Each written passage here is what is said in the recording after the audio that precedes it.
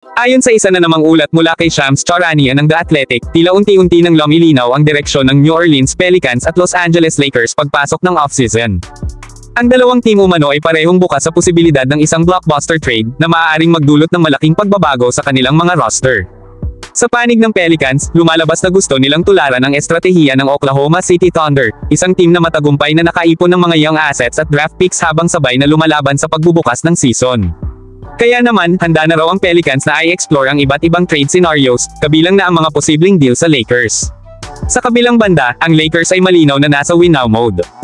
Habang papalapit na sa twilight year si LeBron James at gusto ng front office na mag-retool sa lalong madaling panahon.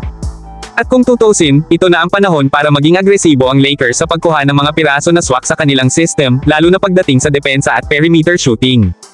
Isa sa mga pangunahing target umano ng Lakers mula sa Pelicans ay si Herb Jones, isang elite perimeter defender na kayang magbantay ng multiple positions.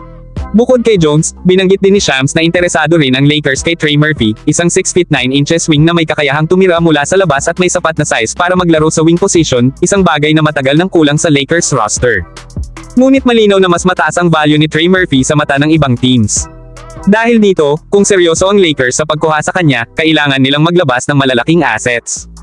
Ayon sa mga source, posibleng maisama sa deal si Austin Reeves at Rui Hachimere, pati na rin ang ilang future draft picks.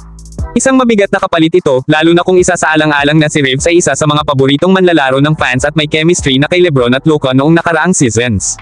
Pero kung magiging practical ang Lakers, dapat nilang tanungin ang kanilang sarili, hanggang saan ba talaga ang kayang marating ng current core ng team na ito.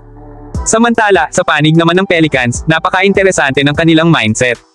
Ang ideya na sila'y willing i-trade maging sina Zion Williamson, Herb Jones, at Trey Murphy ay nagpapakita na hindi na sila kontento sa kasalukuyang roster. Gusto nilang magsimula muli at mag-invest sa mas batang core, bagay na maaaring magbukas ng malaking pinto para sa Lakers. Ngunit may pressure din sa LA. Kung maglalabas sila ng malaking package, kailangang siguradong match ito sa kanilang championship timeline. Trey Murphy is a promising young player, pero hindi pa siya proven star sa playoff stage. Ang tanong ngayon, handa ba ang Lakers na isugol ang continuity at chemistry kapalit ng potensyal at youth?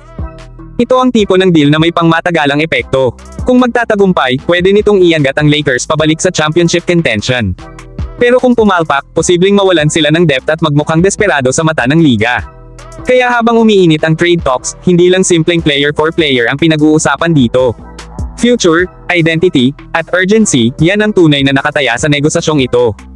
E-comment na lang nyo ang inyong opinion kung may time po kayo at huwag po kalimutan mag-like at mag-subscribe sa channel para sa latest Lakers update. Maraming salamat po.